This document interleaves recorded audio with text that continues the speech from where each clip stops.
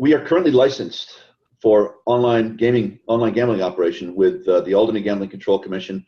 We have both B2B and B2C licenses, which allow us to go ahead and interact directly with consumers, as well as to provide a B2B platform technology out to different operators who want to operate online gaming in various regions around the world where it's legal to do so. We're licensed by the UK Gambling Control Commission. We're licensed as a remote casino operator. We're also licensed as a remote casino software developer. Last week, as some of you know, I was on the Isle of Man in front of the Gambling Supervision Commission. They held a hearing on the 26th of July, and we were given approval for a license to use cryptocurrency.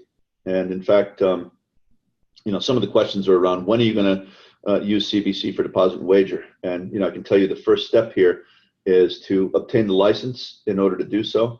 Once we have that license, we'll go ahead and make sure that the platform is updated to allow for cryptocurrency wagering, and then we'll begin deposit and wager with CBC. I'll talk a little bit more about that when I begin to answer some of the questions, but the first step here is appearing, actually this has been in process for about a year or so. These licenses are not easy to get. The Isle of Man is a very serious and rigorous gaming jurisdiction. PokerStars is licensed out of the Isle of Man, as are a number of very major operators. We also submitted a license application to Lottery Inspection, and they are the Swedish regulator. Sweden will begin regulated online gambling on January 1st of 2018. We submitted our application on day one of the application window, so we anticipate being able to go live in the first day. And so this is in process, and these gambling licenses are incredibly important because what they show is that the system itself has enough integrity to pass a third-party compliance process.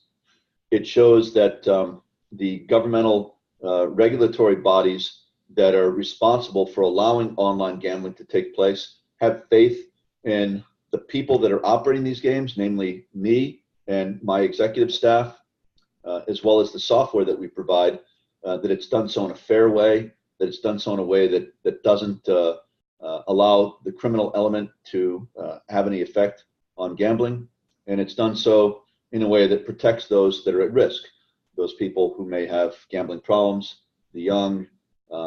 So we have a tremendous amount of respect for the regulatory processes, and ultimately we think that this is what's going to go ahead and really drive value in our company. And I just want to hammer this point home because people are asking, why licenses? Why don't you just get live? We have a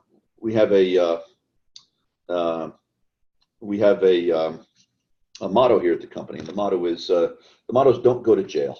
So we're not going to do anything that puts anyone here at risk. We're not going to do anything that's illegal, and we're going ahead and building a crypto gaming organization, which allows it to be done in a way that is